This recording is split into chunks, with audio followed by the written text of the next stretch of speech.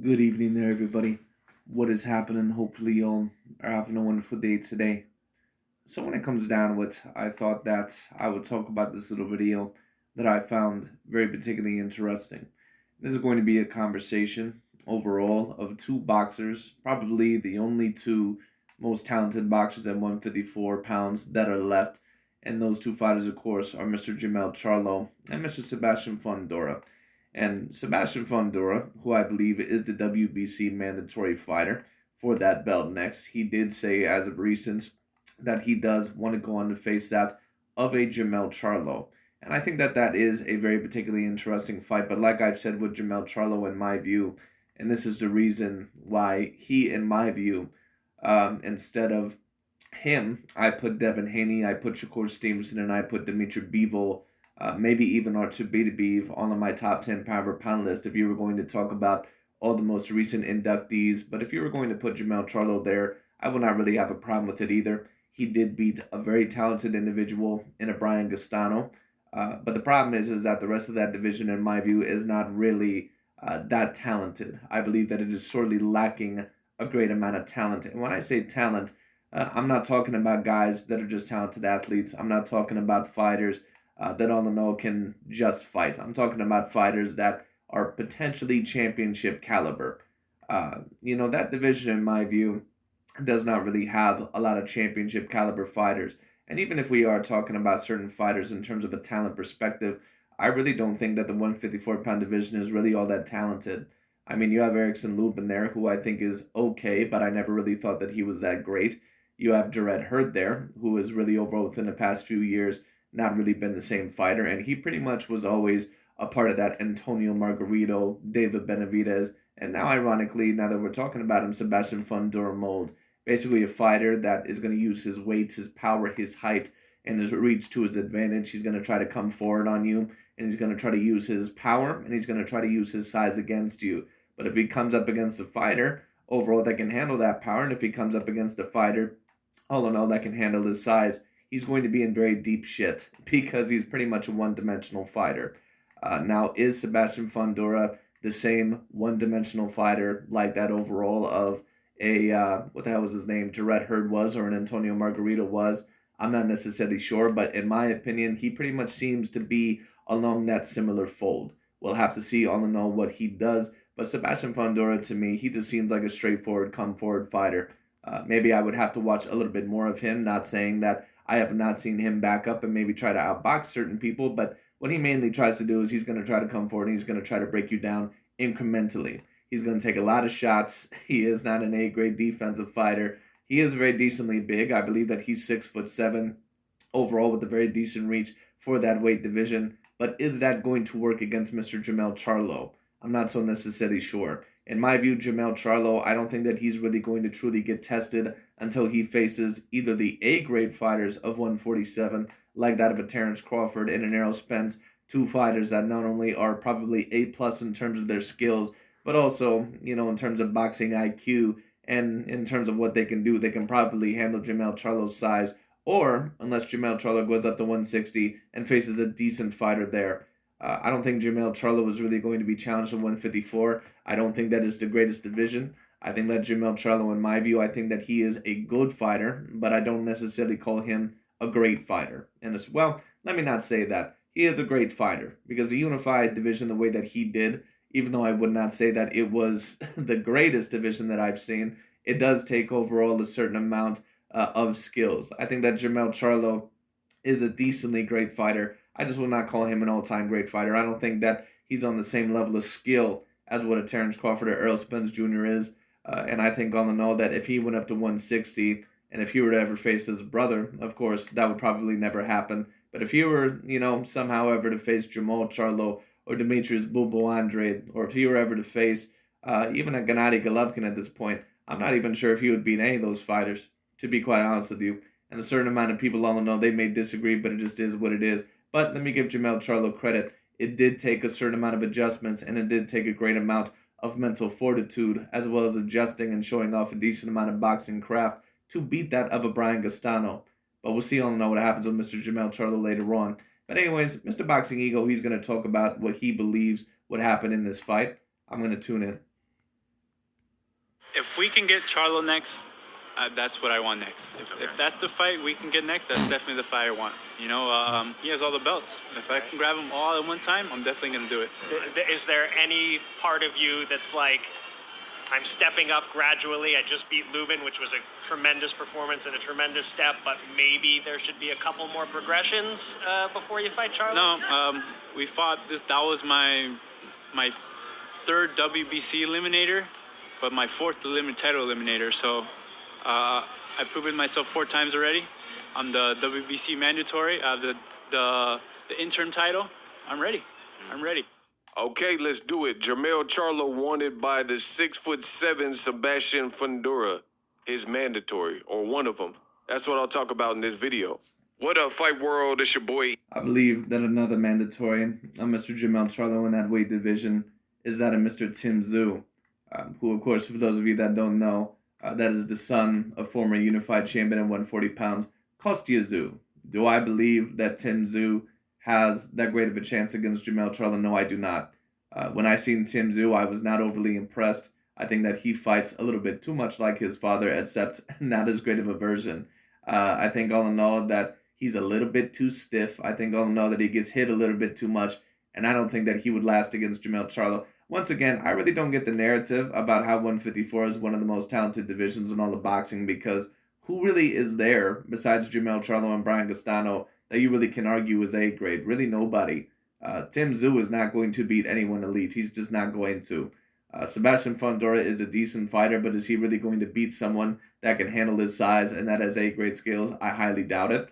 Erickson Lubin is not A grade. Jason Rosario is not A grade. Jarrett Hurd is not A grade. Julian J. Rock Williams at this point in time in his career is not A grade. So when people keep saying that this is one of the most stacked divisions in all of boxing, I really don't get it, because, well, I kind of get it to a degree, because I think I know overall why Ego and Dante's Boxing Nation like to rank Jermell Charlo so high. But at the end of the day, I really don't understand overall, if you're a regular person without a narrative, how you can really call 154 one of the most talented divisions in all of boxing at the current moment in time, because it truly is not. Ego, and I'm back with some more boxing. Y'all know I had to hit y'all with the latest and greatest. Now, Sebastian Fundora, he's gigantic, gargantuan, tall, lanky, slender man. That's what I like to call him. 6'7" at the 154 pounds. At one point, he said he can even make 147 to make Errol Spence. I didn't really make a video about that. If he fought Errol Spence Jr., Errol Spence Jr. would fold his ass like a lawn chair. I have no doubt about that whatsoever. Sebastian Fundora, like I said, what he is another version of Jarrett Hurd or Antonio Margarito. David Benavidez is probably the most talented that I've ever seen of that style, that come forward a little bit straightforward, use their size overall to their advantage, and try to break you down. But, you know, most of those fighters don't usually last super long. And the reason why that is because usually they're very one-dimensional fighters, because they usually can't fight in any other way. So once they finally face a fighter that can really handle their size and can handle their power and is an A-grade boxer, usually they don't do super well. I want to see the Terrence Crawford fight. And do I believe that Sebastian Fundora would be that of a Jermell Charlo? I would at most give him a 20% chance. And I know a lot of people may personally disagree with that. I just don't think that he has the skills. I don't think that he has the defense. I don't think that he has the movement. And Erickson Lubin, even though he can punch, I've seen Erickson Lubin hurt Sebastian Fundora a couple of times in that fight. He even, at one point in time, was very close to probably stopping that of Sebastian Fundora. And Jermell Charlo, at this point in time in his career, has very, very decent power. Is there maybe a reason behind that when he wasn't ever that big of a power puncher in the early part of his career? Maybe, who knows? Or one could argue that maybe that he always somewhat had decent power, but all in all that, you know, it took him a little bit to kind of get adjusted to that. But anyway. And, you know, it just doesn't really make sense when he's already been campaigning at 54. But you guys seen the clip at the beginning, and Sebastian Fundora called out Jermell Charlo. Now, this is not the first time that he's mentioned Charlo, and he was asked, hey, do you think you should take progressive steps and, you know, a couple more fights and then get there? And he's like, nah, this is my 4th eliminator with the WBC, so I've had 4 chances to prove myself. Basically, he's still undefeated, and as a result, he wants his shot at it. So that's his opinion. Now it's time for mine. I like Sebastian Fundora a lot. You know, he has an action style, not much on the defense, but I mean, I just Well, the reason why you like Sebastian Fundora at the current moment in time is because Sebastian Fundora is really not a threat. If Sebastian Fundora was someone like a Vasily Lomachenko or Canelo Alvarez or Usyk or Fury that was actually looked at as a threat to possibly take over the division, you would not like him as much. But the reason why they don't mind Sebastian Fundora overall that much is because they don't really look at him as a threat. feel at 6'7". Once again, you also notice when these channels talk about Canelo Alvarez, they always love to praise Artur Beterbiev and David Benavidez, especially when they like to use those names to tear down Canelo Alvarez. But notice as soon as Artur Beterbiev was put on the top 10 pound for pound list, all of a sudden they had a huge problem with it. Now, of course, a lot of these guys, someone may be able to claim, well, just because someone gives praise to a fighter doesn't mean all in all that they're not overrated. One could certainly make that case, but one overall does have to wonder. They always say that Canelo Alvarez allegedly avoids the best competition, and they say David Benavidez apparently is the best at 168, and they say Artur Beterbiev that he would be a great challenge. Well, if you're alleging that Canelo, that he's apparently avoiding these fighters, and David Benavidez and Artur Beterbiev, if they truly are on the next level, usually compared to the fighters that Canelo Alvarez is facing, wouldn't that mean that they at least debatably have a conversation on the top 10 pound for pound list? Because Canelo Alvarez is one of the world's best pound for pound fighters. But anyway. 154 pounds, he has weird dimensions. You know what I'm saying? The guys aren't usually Because keep in mind, they use that same argument with that of a Devin Haney. Now, one may say, well, that's not necessarily the most logical thinking. Yes, but these guys are not logical thinkers. These are the same guys that, put Devin Haney on the top 10 pound for pound list before he was even unified. So once again, I just find it very particularly interesting because according to Dante's Boxing Nation and some of these other guys, David Benavidez, not Canelo Alvarez, is truly the best 168 pounder in the world. Well, if he's the best 168 pounder in the world, why don't you have him on your top 10 pound per pound list? Because we all know overall you try to have both Demetrius Bobo Andrade and Jermell Charlo on your top 10 pound per pound list. So how come you don't have David Benavidez there? Once again, I've already said this a multitude of times. All David Benavidez and Artur Beterbiev and Dimitri Bivol, every time they mention those names, they're all used as a pawn. All right, they're all used as a pawn to tear down certain fighters like in Canelo, who are looked at as unanimously usually the best in whatever division they step foot in. But anyway, 6 or whatever height they're saying, because they say he's 6'6", 6'7". I've heard both, and that's just unique, like stature. So I think truthfully, he can give anyone problems because every fighter that's like worth a damn is going to be small. Even Jared Hurd, he's not 6'7". You know what I'm saying? So every fighter in the division that has a name would be like punching up and have to get used to the trajectory of punching this guy who's taller. Now, I do understand certainly what you're saying, Mr. Boxing Ego, and I would agree overall with your point to a degree. But the problem is with Sebastian Fundora, in my opinion, and the reason why Fundora versus Charlo, it'd be a very little entertaining fight to watch for however long it lasts. But I don't think it's really going to last that long. It would almost be like Canelo Alvarez versus David Benavidez, in my opinion, if the best version of those guys show up in that fight. Now, could we be surprised? Could we be shocked? Who the hell knows? Maybe the size, maybe the power, maybe the style will give Jermell Charlo that much more problems, but I highly doubt it. Sebastian Fundora, I think all in all that he's having a little bit of success at 154 because he is outsizing these guys to such a great degree. But I think all in all that if he meets someone like a Jermell Charlo, who once again I don't see as an A+ skilled fighter, but Sebastian Fundora is not an A+ skilled fighter either. And it's not like he has Antonio Margarito overall or overall David Benavidez type of power. And that, well, David Benavidez, I'm not necessarily sure if he has A+ punching power when it comes down to it. But Sebastian Fundora, it's not like overall he has bone crushing power. He does have power, but it's not really one-shot knockout power. His power is meant to affect you over time. And if you're going to face a fighter like Jermell Charlo, who more than likely can handle your size and also has decent punching power, probably greater punching power than you, and if he's hitting you, I don't see how Sebastian Fundora wins that fight. He does well is being at that height. He has an inside fight game. You know what I'm saying? He's an inside fighter, which is kind of crazy to think about because it's like some demon or some tree fighting. It just looked crazy at the weigh-ins and stuff if you ever watched him fight. Now, in the last 30 days, I looked at my YouTube analytics and it showed me something. It said 50% of the people that watch my content on YouTube hit the subscribe button. The other 50% did not. We can change that right now. SLC, subscribe, like, comment. Make sure you guys do that. It goes a long way to encourage the YouTube algorithm that the content is fire, the boxing news, you're being well informed. So if you ever got any value of any of my videos, make sure you guys are doing that. Hit the subscribe button, like, and comment. Sebastian Fundora, my honest opinion, you know, despite liking him, I like watching him. I don't think he's ready for Jermell Charlo. And I can't. I agree with you, sir. I don't think he's ready for Jermell Charlo either. And to be quite honest with you, I don't think that he ever will be. A lot of people all in all, they may disagree with what I have to say there. Listen, it just is what it is. And I like Sebastian Fundora. He's a decent talent, but his type of his type of style when it comes down to it, they don't usually last that long.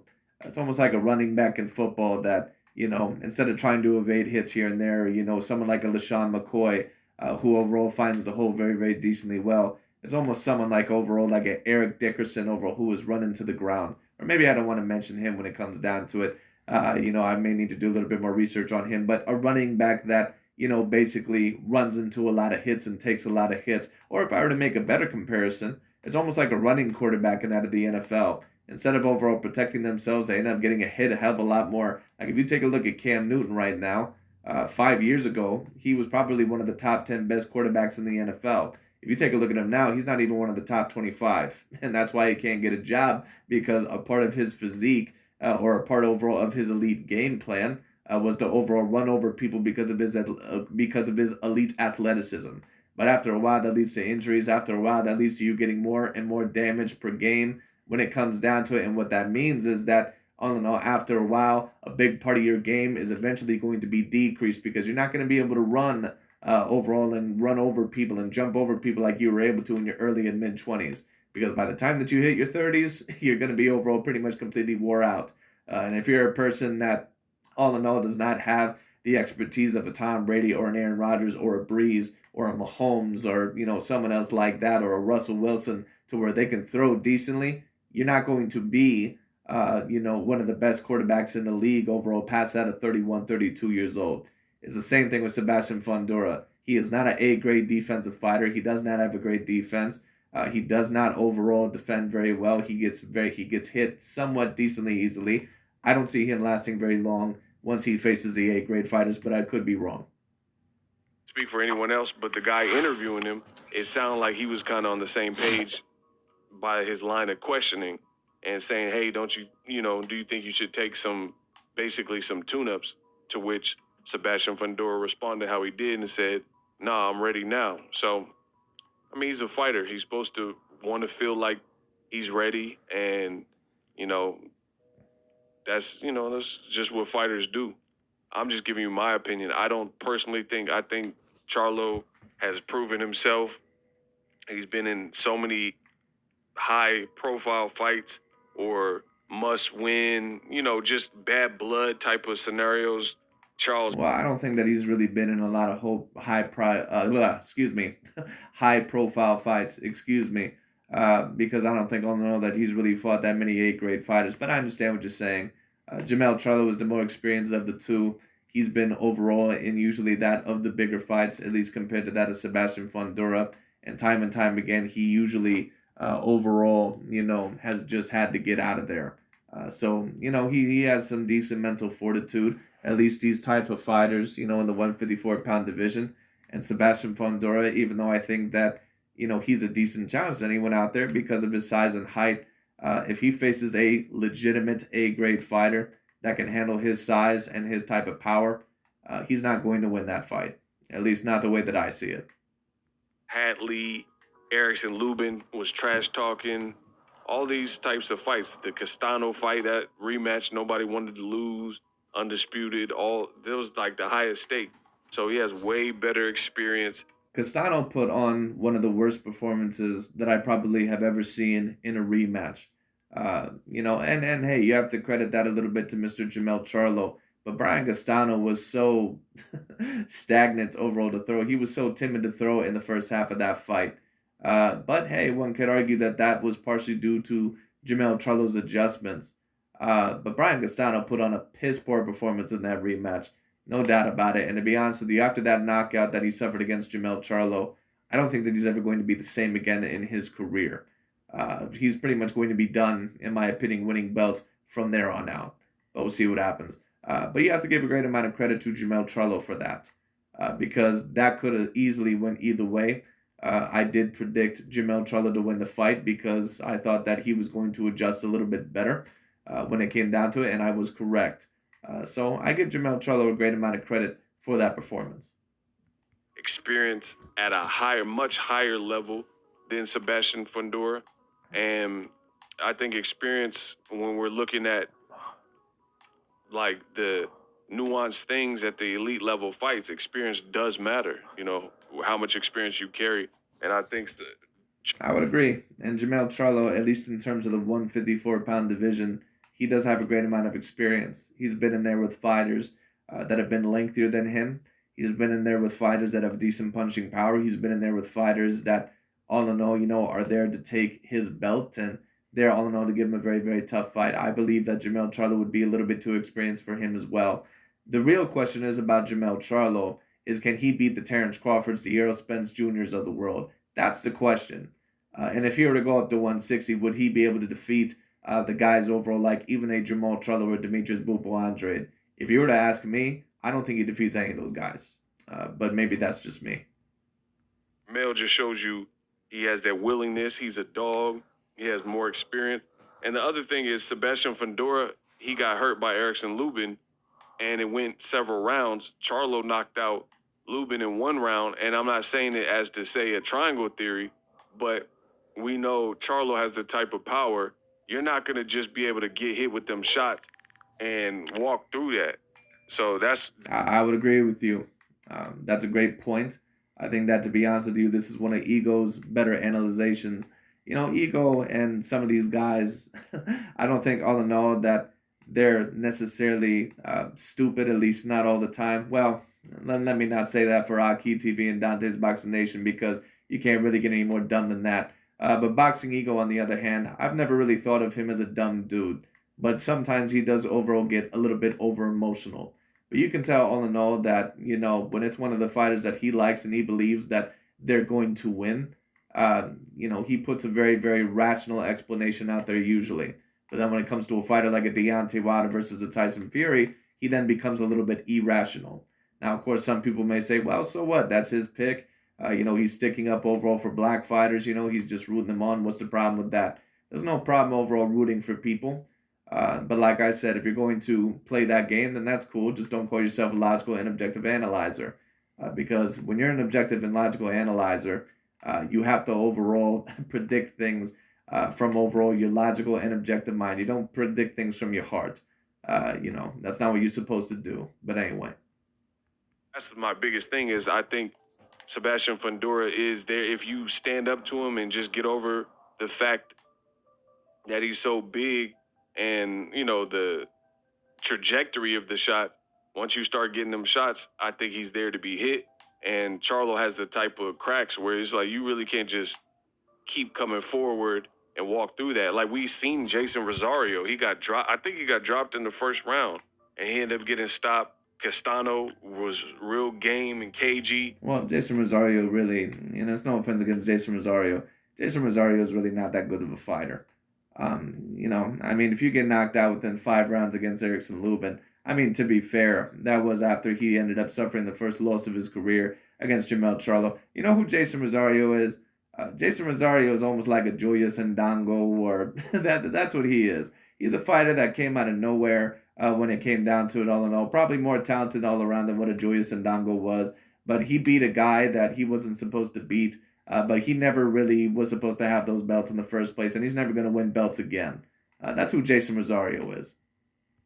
Real chippy style. He got chipped up by Charlo. So, I don't know.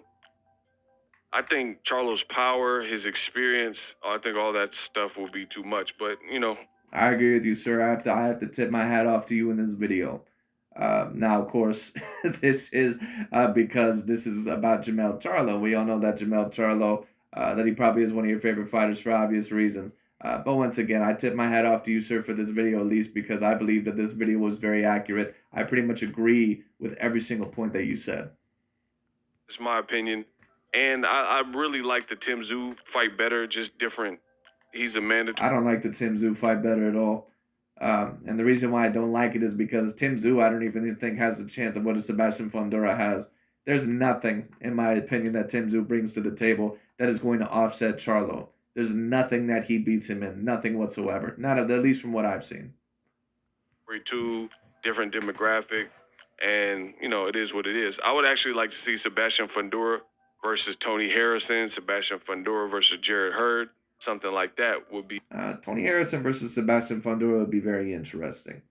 And the reason why that is because Tony Harrison, he always boxes somewhat well in the first half of the fight, but the pressure just gets to him and eventually he can't handle it. But Tony Harrison is very decently powerful, and overall he has proved at least one time in his career that he has been able to come up big against Jermell Charlo. But the majority of the time, Tony Harrison, he's not going to be able to win in big pressurized situations. But that would be a very interesting fight. I believe that would be more interesting than that of the Jarrett Hurd fight. And some people may say, well, why would you say that that's more interesting than the Jarrett Hurd fight? Jarrett Hurd used to be a unified champion at 154 pounds. The reason why I say that is because once a fighter like that, who was once upon a time on top of a division, loses the way that he does, he's never really the same fighter after that. And Jarrett Hurd, that's the reason why even recently he basically lost to a no-name, I believe, by decision. But Tony Harrison, he was never going to be the unified champion to begin with. So even though I say that he doesn't oftentimes come up big in pressurized situations, that takes a lot more pressure off of him because the expectations aren't on his shoulders as much. Would be cool because I think he should get some more fights under his belt. But that's my opinion. Let me know what you guys think. Drop your thoughts. Charlo is a wanted man by Sebastian Fundora, who has earned somewhat of a right to fight him. Drop your thoughts in the comments. He certainly has earned the right to fight him. I mean, who really else is Jermell Charlo going to face if he's going to stay at that 154-pound division? Like I said, I hope that Terrence Bud Crawford versus Errol Spence Jr. fight happens this year, and I hope the winner of that fight ends up facing Jermell Charlo. But we'll see what happens. Section, and I'm introduced. But anyways, that's really about it for today. Do I believe that Sebastian Fundora will beat that of a Jermell Charlo? No, I do not. But we'll see what happens. Anyways, it should be a very interesting fight if the fight does happen. But that's really about it for today. Thank you so much for watching, and I'll talk to you all later.